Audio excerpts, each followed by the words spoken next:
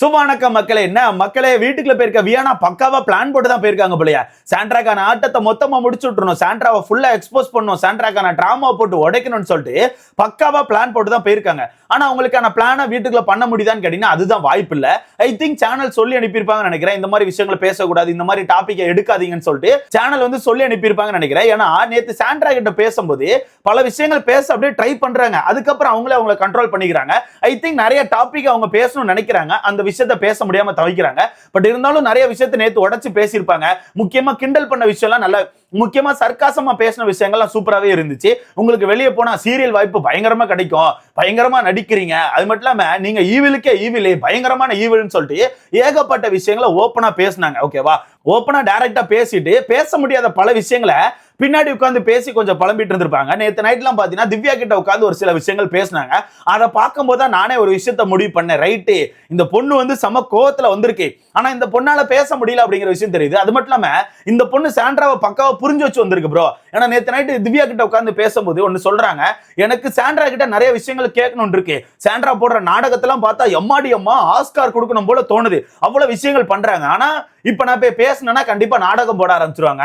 இதுக்கு முன்னாடி வரவங்க எந்த அளவுக்கு டிராமா போட்டாங்களோ சேம் அதே மாதிரி டிராமாவை இப்ப ரிட்டன் போட ஆரம்பிச்சிருவாங்க. சோ அந்த டிராமா போட்டு அவங்க மேல போயிருவாங்க, ரிட்டன் எனக்கு தான் கெட்ட பேர் வரும். அதனால நான் டைரக்டா கேட்க மாட்டேன், கேட்க முடியாம உட்கார்ந்துருக்கேன்னு சொல்லிட்டு ஓப்பனா சொல்றாங்க. சோ சாண்ட்ராக்கான கேம் இவங்களுக்கு புரிஞ்சு போச்சு. சாண்ட்ராவை யாரும் அட்டாக் பண்ண போனா டக்குன்னு அவங்க டிஃபென்ஸ் மெக்கானிசமா அந்த டிராமாவை கையில எடுத்துறாங்க.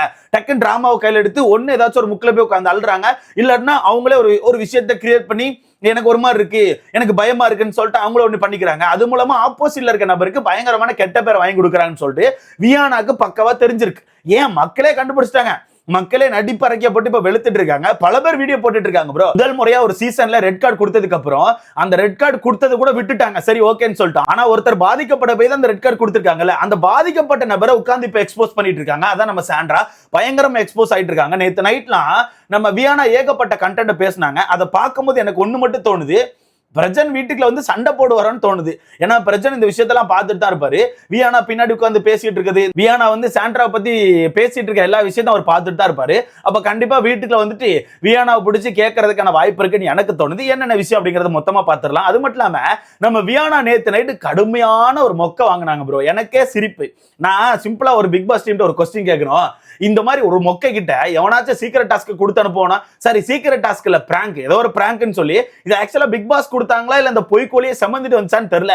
ஏன்னா எனக்கு தெரிஞ்சு பிக் பாஸ் கொடுத்திருந்தா கண்டிப்பா இந்த பொய்க்கோழி கேட்கிற மாதிரி இந்த கன்ஃபெஷன் ரூம் எல்லாம் ஓபன் பண்ணிருப்பாங்க. பட் பிக் பாஸ் வந்து இந்த பொய்க்கோழியை மதிக்கவே இல்லை. பொய்க்கோழி வீட்டுக்குள்ள போனோடனே ஒரு சம்பவத்தை சொல்லியிருக்கோம்ல, நான் 2 பேரும் வந்து எவிட் பண்ணி கூட்டு போறேன், நைட்டு கூட்டு போயிருவேன்னு சொல்லியிருக்கோம். வீட்டுக்குள்ள உள்ளவங்க எல்லாம் கொஞ்சம் பயத்துல தான் இருந்தாங்க, ஓகேவா, லைட்டா பயத்துல தான் இருந்தாங்க. ஆனா ஒரு கட்டத்துக்கு அப்புறம் நைட்டு பொய்க்கோழிக்கான ட்ரெஸ் எல்லாம் வந்துட்டு பெட்டி வந்துட்டு, அந்த பெட்டியை பார்த்தோன்னே முடிவு பண்ணிட்டாங்க இந்த பொய்க்கோழி போய் பேசுது, யாருமே இந்த வீட்டை விட்டு வெளியே போக போறது இல்லைன்னு சொல்லிட்டு எல்லாருமே தூங்க போயிட்டாங்க. ஓகேவா, இருந்தாலும் இந்த பொய்க்கோழி என்ன சொல்லுச்சுன்னா நைட்டு வந்து எழுப்பி கூட்டு போவேன்னு சொல்லிட்டு எல்லார்ட்டையும் ஒரு சீனை போட்டுச்சு. அதே மாதிரி நைட்டு போயிட்டு ஒரு சம்பவத்தை பண்ண ட்ரை பண்ணாங்க, ஆனா ஒரு பையன் மதிக்கல. முக்கியமா சபரி கிட்ட தான் போய் ட்ரை பண்ணிச்சு, சபரி மதிக்கவே இல்லை, போமா அப்படின்னு மாதிரி தட்டி விட்டான். பார்க்கும்போது எனக்கே கொஞ்சம் சிரிப்பா இருந்துச்சு. எல்லா விஷயத்தையும் மொத்தமா பார்த்துடலாமா? சோ வீடியோக்குள்ள போறதுக்கு முன்னாடி மறக்காம இந்த வீடியோ லைக் பண்ணி சேனலை சப்ஸ்கிரைப் பண்ணிக்கோங்க. நீங்க போடுற ஒவ்வொரு லைக்கும் தான் நமக்கான வீடியோ 10 பேர் சஜஸ்ட் ஆகும். முடிஞ்ச அளவுக்கு லைக்கை போட்டு சேனலை சப்ஸ்கிரைப் பண்ணிக்கோங்க. அப்ப நேத்து பார்த்தா நம்ம வியானா வந்து திவ்யா கிட்ட உட்காந்து பேசிட்டு இருப்பாங்க. அப்படி பேசிட்டு இருக்கும்போது சாண்ட்ரா பார்த்து என்ன சொல்றாங்கன்னா, சாண்ட்ரா பக்காவா டிராமா போடுறாங்க, செம்மையா டிராமா போடுறாங்க, எனக்கே வெறுப்பாகுது, அவங்க கிட்ட பேசவே முடியல, இப்ப பேச போனா கூட கண்டிப்பா டிராமா தான் போடுவாங்க, அவங்க டிராமா போட்டு நிறைய பேரை வெளியே அனுப்பிட்டாங்க. யார சொல்றாங்க உங்களுக்கே தெரியும், பார்வதி மேட்டர் தான் எடுத்து பேசுறாங்க. டிராமா போட்டே நிறைய பேரை வெளியே அனுப்பிட்டாங்க, இப்ப நான் பேச போனா கண்டிப்பா டிராமா போட்டுருவாங்க, அந்த அளவுக்கு டிராமாவா போட்டு வீட்டுக்குள்ள உட்கார்ந்துட்டு இருக்காங்க, பார்க்கவே வெறுப்பா இருக்குன்னு சொல்லிட்டு ஒரு மாதிரி இந்த நடிப்பு அரக்கன் மாதிரியே பண்ணிட்டு இருக்காங்க. அதை பார்க்கும்போது எனக்கு ஒரு விஷயம் மட்டும் தெரியுது, சரியான வன்மத்துல இருக்கு இந்த பொண்ணு, சரியான வன்மத்துல இருக்கு. ஏன்னா ஏதோ ஒண்ணு பண்ணி சாண்ட்ரா மேல வந்துகிட்டே இருக்காங்க, சேனல் காப்பாத்துறாங்க, அது பண்ண ஆப்போசிட்ல இருக்க நபரை சேனல் வந்து வெளியே தூக்கி போட்டே இருக்காங்க. அப்ப அந்த அளவுக்கு சாண்ட்ரா ஒருத்தா, சாண்ட்ரா என்ன அவ்வளவு பெரிய ஆளான்னு சொல்லிட்டு வியானாக்கு கோவம். ஓகேவா, அப்ப அந்த இடத்துல திவ்யா சொல்றது என்னன்னா, பொறுமை, வன்மத்தை குறை, அமைதியா இரு, காம் டவுன் சொல்லிட்டு திவ்யா வந்து கண்ட்ரோல் பண்றாங்க. இருந்தாலும் நம்ம வியானா என்ன சொல்றாங்கன்னா, இல்ல எனக்கு சம கோவம் வருது, அவங்க அவ்வளவு விஷயங்கள் இந்த வீட்டுக்குள்ள பண்றாங்க, எவ்வளவு டிராமா போடுறாங்க தெரியுமா, அவங்க பண்றது எல்லாமே டிராமா தான் சொல்லிட்டு பயங்கரமா போட்டு உடைக்கிறாங்க. ஐ திங்க் இந்த டிராமா அப்படிங்கிற வேடை நேரா போயிட்டு சாண்ட்ரா கிட்ட சொன்னா மிகப்பெரிய பிரச்சனை வெடிச்சிடும். அப்படி பிரச்சனை வெடிச்சிச்சுன்னா எனக்கு தெரிஞ்சு வியானாக்கு தான் நெகட்டிவ் வரும். வியானாக்கு தான் கண்டிப்பா நெகட்டிவ் வரும். இப்ப கொஞ்சம் வியானாக்கு ஓகேவா போயிட்டு இருக்கு. ஏன்னா வீட்டுக்குள்ள போயிட்டு நிறைய விஷயத்த உடைக்கிறாங்கல்ல. முக்கியமா விக்ரம்கான டாபிக் உடைச்சது, இந்த சாண்ட்ராக்கான டாபிக் உடைச்சதுலாம், இந்த சாண்ட்ராக்கான டாபிக் உடைச்சது, அப்புறம் வினோத்துக்கு சப்போர்ட் கொடுத்தது, திவ்யாக்கு சப்போர்ட் கொடுத்தது, இது மூலமா கொஞ்சம் இந்த பொய்க்கோழிக்கு சப்போர்ட் கிடைச்சிருக்கு. ஓகேன்னு சொல்லிட்டு பொய்க்கோழிக்கு ஃபயர் விடுறாங்க. ஆனா ஆப்போசிட்ல இருக்க சாண்ட்ராவை திரும்ப அள வச்சு திரும்ப அந்த சாண்ட்ரா வந்து ஒரு பேனிக் அட்டாக் அப்படி இப்படின்னு ஒரு டிராமா போட்டாங்கன்னா பொய்க்கோழி முடிஞ்சு. அடுத்த பொய்க்கோழிக்கு தான் ரெட் கார்டு நான் நினைக்கிறேன். அந்த மாதிரி சம்பவம் ஆயிரும். அது ரெட் கார்டு லெவலுக்கு போகாது. இருந்தாலும் சொல்றேன், வீட்டுக்கு அனுப்பி விட்டுருவாங்க. போதும் நீ வீட்டுக்குள்ள இருந்து கிளம்புன்னு சொல்லிட்டு வீட்டுக்கு அனுப்பி விட்டுருவாங்க. ஏன்னா சேனல் வந்து பயங்கரமா காப்பாத்துறாங்க ப்ரோ. அதை நேத்துக்கான எபிசோடு, நேத்துக்கான லைவ்ல நீங்க நல்லா நோட் பண்ணினா தெரியும். நம்ம பொய்க்கோழி வந்து சாண்ட்ரா கிட்ட உட்காந்து பேசிட்டு இருப்பாங்க. எங்கன்னா அந்த லிவிங் ரூம் சோஃபா இருக்குல்ல, அங்க உட்காந்து பேசிட்டு இருப்பாங்க.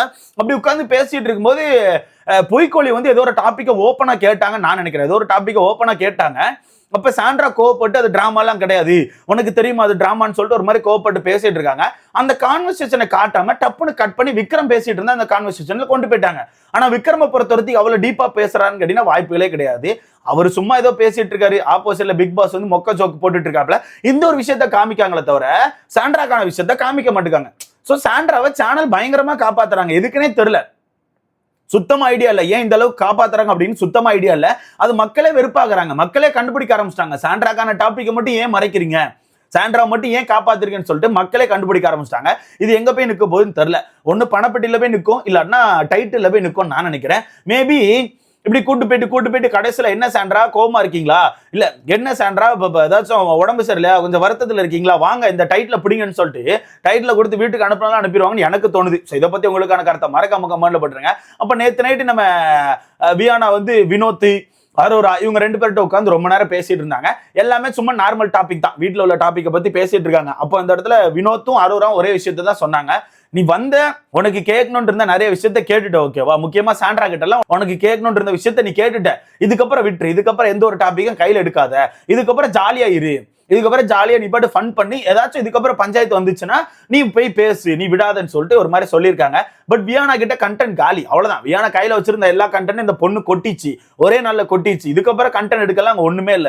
இதுக்கப்புறம் கண்டென்ட் எடுத்தா அது கண்டிப்பா பஞ்சாயத்துல போய் நின்றோம், சண்டை கிண்டன் வந்துடும். ஃபினாலே வீக்ல சண்டை வந்துச்சுன்னா யாரை டார்கெட் பண்றாங்களோ அப்படி டார்கெட் பண்ணப்படுற நபருக்கு தான் ஓட்டுகள் வரும். டார்கெட் பண்ணிட்டு இருக்க நபருக்கு வந்து கண்டிப்பா ஓட்டுகள், டார்கெட் பண்ணிட்டு இருக்க நபருக்கு கண்டிப்பா சப்போர்ட் வராது. அந்த வகையில அந்த விஷயத்த பண்ண மாட்டான்னு எனக்கு தோணுது. ஆனா வியானாவும் சொல்லிட்டாங்க, அவ்வளவுதான், இதுக்கப்புறம் நான் அட்டாக் பண்ண போறது இல்ல, நான் ஜாலியா ஃபன் பண்ண போறேன்னு சொல்லிட்டு வியானாவும் சொல்லிட்டாங்க. இதுக்கப்புறம் வீட்டுக்குள்ள ஃபன் தான் இருக்கும்னு நான் நினைக்கிறேன். ஆனா நீங்க என்னதான் ஃபன் பண்ணாலும் மக்கள் கண்டுபிடிச்சிட்டாங்க. மக்கள் வந்து இந்த நடிப்பு அறைக்கே கண்டுபிடிச்சிட்டாங்க ஸ்கேம்ட்ராவை. சோ அது கண்டிப்பா ஸ்கேம்ட்ராக்கு மிகப்பெரிய மைனஸ் ஆயிட்டு இருக்கு. கண்டிப்பா இந்த வாரம் வெளியே தூக்கிடுவாங்க. அது மட்டும் இல்லாம நேத்து நைட் அந்த பிராங்க பண்றேங்க பேர்ல சபரியை போயிட்டு நம்ம வியானா எழுப்பிட்டு இருக்காங்க. ஒரு 1:30 இருக்கும், 1:30 இருக்கும். சபரியை போயிட்டு சபரி வா நான் உன்னை வெளியே கூட்டு போனேன்னு சொல்லிட்டு சபரியை பொறுத்தவரைக்கும் பார்த்துட்டு சீப்பா அதெல்லாம் வர முடியாது அப்படின்ட்டான். எனக்கே செம்ம சிரிப்பாயிட்டு. இல்ல எனக்கு என்னன்னா, இது பிக் பாஸ் கொடுக்கலன்னு தெரிஞ்சு போச்சு. இது வந்து கண்டிப்பா இந்த பிராங்க பிக் பாஸ் கொடுக்கல. அப்படி பிராங்க பிக் பாஸ் கொடுத்திருந்தா பிக் பாஸ் கண்டிப்பா ஏதோ ஒரு கட்டத்துல உதவி பண்ணிருப்பாரு. ஒன்னு பிக் பாஸ் ஒரு சின்ன அனௌன்ஸ்மெண்ட் கொடுத்திருப்பாரு, இல்லன்னா பிக் பாஸ் வந்து அந்த கன்ஃபர்ஷன் ரூம் ஓபன் பண்ணிருப்பாரு. ஆனா இந்த பொய்க்கோழி பேசுறத மனசை கண்டுக்கவே இல்லை.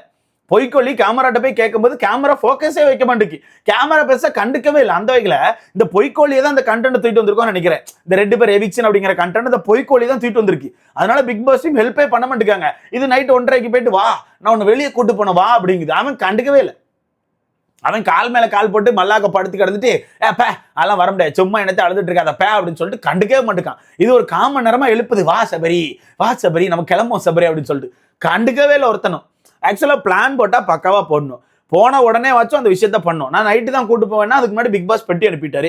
பெட்டி அனுப்பினதுக்கு அப்புறம் யாராவது அந்த வீட்டை விட்டு வீட்டாவே வெளியே போவாங்களா? வாய்ப்பே கிடையாது. பெட்டி வந்ததுக்கு அப்புறம் யாராவது ஒருத்தர் வீட்டை விட்டு வெளியே போவாங்களா? வாய்ப்பே கிடையாது. அதுவும் 2 பெட்டி வந்திருக்கு. அதுக்கப்புறம் எதுக்கு இந்த வீட்டை விட்டு வெளியே போனோம்? மொத்தத்துல இந்த பொய்க்கொலிக்கு ஒரு கண்டென்ட்டே பண்ண தெரியல. கண்டென்ட்டே பண்ண தெரியாம கையில வச்சிருந்த கண்டென்ட்டே குப்பையில போட்டு சும்மா உட்காந்துருக்கு. இதுக்கப்புறம் இது என்ன பண்ண போகுன்னு தெரியல. இன்னைக்கெல்லாம் எனக்கு தெரிஞ்சு இன்னைக்கெல்லாம் பொய்க்கொலிட்ட கண்டென்ட்டே இருக்காது. எனக்கு தெரிஞ்சு இன்னைக்கு தண்ணி பழம் தான் கண்டென்ட் நான் நினைக்கிறேன். ஏதோ தண்ணி பழம்லாம் வர்றதா சொல்றாப்ல, வந்தா என்ன நடக்குங்கிறத நம்ம அடுத்த வீடியோல பார்க்கலாம். ஏன்னா வெளியே ஒரு சில விஷயங்கள் பேசியிருந்தாப்ல, அதை பத்தி நம்ம அடுத்த வீடியோல பார்க்கலாம். பட் பொய்க்கொலி வந்தது சாண்ட்ராவை நோண்டணும்னு சொல்லிட்டு சாண்ட்ராவை நோண்டியாச்சு, நிறைய விஷயங்கள் பேசியாச்சு. இதுக்கப்புறம் சாண்ட்ரா என்ன பண்ண போறாங்கன்னு தெரியல. சாண்ட்ரா அழுது டிராமா போடுவாங்கன்னு நினைக்கிறேன். மேபி எனக்கு தெரிஞ்சு பிரஜனை வீட்டுக்குள்ள விடுவாங்கன்னு நினைக்கிறேன் ப்ரோ. புதன் வியாழனுக்குள்ள பிரஜன் வீட்டுக்குள்ள வந்தாலும் வருவாப்ல. எதுக்கு வருவாருன்னா பணப்பெட்டி எடுக்க வைக்கிறதுக்கு. ஏன்னா அந்த டைம்ல பிக் பாஸ் வந்து பணப்பெட்டி எடுத்துக்கலாம்னு சொன்னான்னு சொல்லுவாப்ல. அப்ப வீட்டுக்குள்ள வர பிரச்சனை வந்து எடுத்துருன்னு சொல்றதா சிக்னல் கொடுத்துருவாப்ல. டக்குன்னு போயிட்டு நம்ம சாண்ட்ரா பணப்பெட்டி எடுத்துட்டு வீட்டுக்கு போயிருவாங்க எனக்கு தோணுது. ஐ திங்க் இதான் ஸ்கிரிப்டா இருக்கும்னு எனக்கு தோணுது. ஸோ வெயிட் பண்ணி பார்க்கலாம். இதை பத்தி உங்களுக்கான கருத்தை மறக்காம கமெண்ட்ல போடுங்க. வீடியோ லைக் பண்ணிக்கோங்க, சேனலை சப்ஸ்கிரைப் பண்ணிக்கோங்க. உங்களுக்கு தோணுதா சாண்ட்ராவை பிக் பாஸ் டீம் காப்பாத்துறாங்கன்னு சொல்லிட்டு? அப்படி தோணுச்சுன்னா மறக்காம கமெண்ட்ல போடுங்க. அடுத்த பார்க்கலாம்.